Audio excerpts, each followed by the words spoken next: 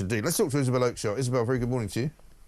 Morning. I'm just thinking about the time frame for this inquiry. Mm. I think that there should be a significant political campaign to get the government to commit to publishing it before the next election. Yeah. Because I think that your caller just there was absolutely right. Although they said about 3 years, well, that gives quite a lot of leeway, doesn't it? And the election will be in about 4 years. And I just don't trust them, not 1 inch. And just one other thing about the report.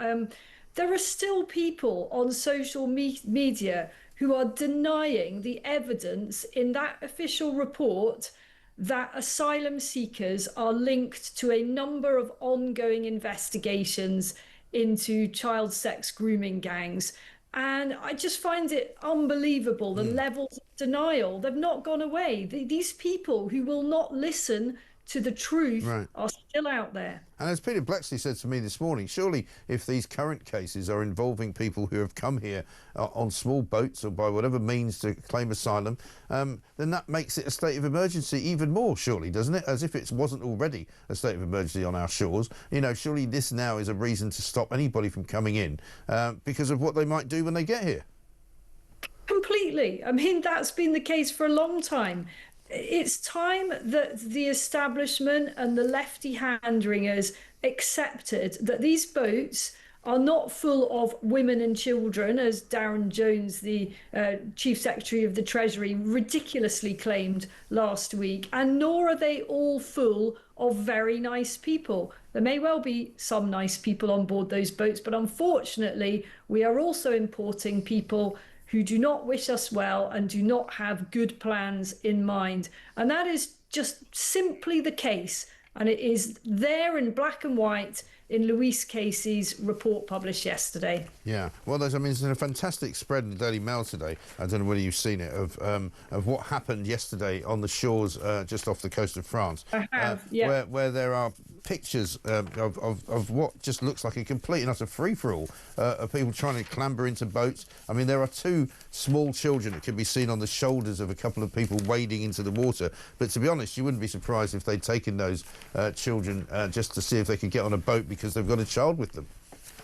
Well, I mean, those people should be prosecuted for child neglect from the outset. They're putting their children in grave danger. I mean, I wonder how long it is going to be before these boats, these small inflatables, and they're not that small, become ferries. You know, the scale of this is now absolutely off the chart. We've already seen a story in the last few days about a yacht being used. You know, why not scale up? You're so far from smashing the people smuggling gangs.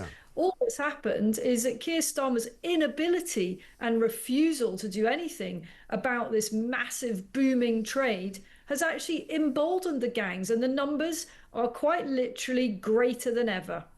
It is incredible. And talk about Labour hypocrisy. I don't know if you saw Katie Lamb's tweet earlier yesterday, but she was picking up on Sean Davis, who is the Labour MP for Telford, who basically told the House yesterday that Amber Rudd, when she was Home Secretary, and Rishi Sunak refused to provide a statutory inquiry into grooming gangs in Telford. Unfortunately for Sean Davis, when he was head of the council in Telford, the Labour council, he actually wrote a letter to Amber Rudd asking her not to investigate the rape gangs. And I mean, so he's actually in the House of Commons pretending that something else happened. And how do you not surprise me, Mike? And this is, people just hate this stuff from our politicians. You know, there's already, so much skepticism about politicians and whether they're in it for the right reasons and whether they're honest. And, you know, as someone who's been in and around Westminster for so long, I still want to believe that most of our politicians are fundamentally good and decent. But when they do things like this, all it does is actually tarnish the lot of them. Yeah. And it's reprehensible, it really is. It really is. I think we've got the clip here. Have a look. So you can see him actually telling an untruth.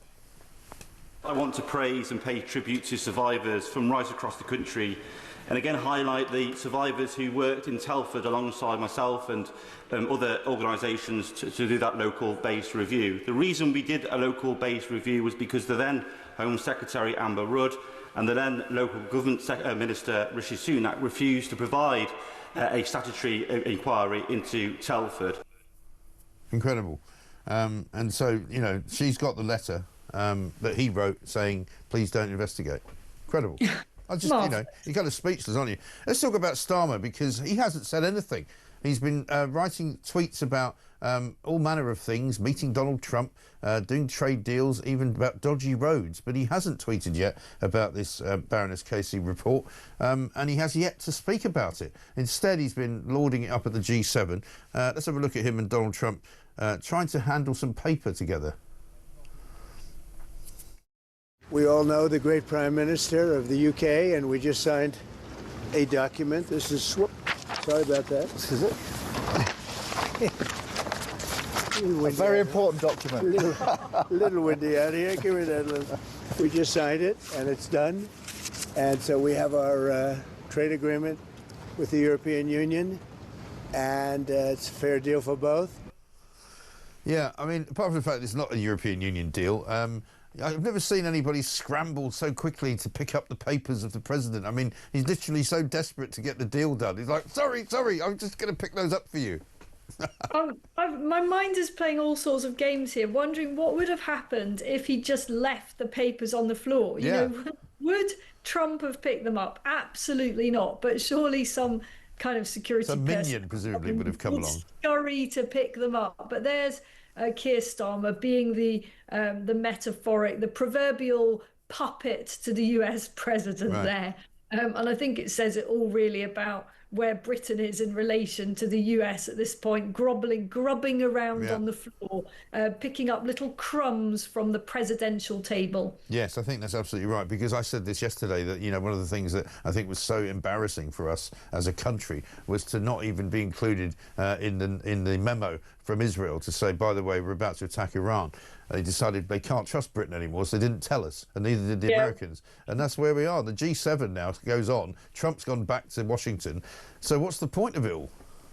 I mean, we literally didn't get the memo, did we? Because our Foreign Secretary has painted his colours pretty clearly, and they're not the colours of Israel. And so the view is that he and his cabinet colleagues couldn't necessarily be trusted. As for Keir Starmer not saying anything about the grooming gangs and that historic moment yesterday, I mean, this is, after all, the Prime Minister who claimed not to really know about the Lucy Connolly case. I mean, is it that he literally doesn't read the papers, that no one briefs him on the big stories of the day? Did he somehow miss it? Or was it rather that he feels an absolute idiot for yet another shrieking U-turn and is now just trying to leave it to others to pick up the piece? Well, I think this is quite serious for him, because not only does it place his current judgment in question, because in January he was very sure, along with the rest of his cabinet, after he told them to say it, that there should never be another national inquiry because we've already had one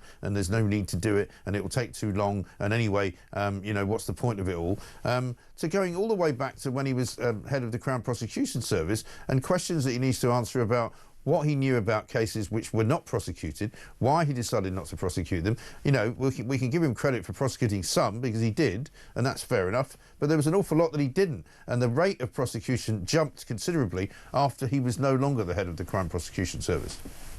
Well, that could hardly be more serious, and he will be extremely nervous about that. And that's why I say that not only have opposition politicians got to really, really push on that, we must have the outcome of this inquiry before the next election, because, you know, these people in leadership positions, not just politicians, but right across the board, need to be held accountable. And the big worry is that so many of those who are responsible for turning a blind eye or just finding it all a little bit too awkward have actually long ago moved on into, you know, they've retired or whatever, they're out of office. But Keir Starmer is right there at the top of the tree.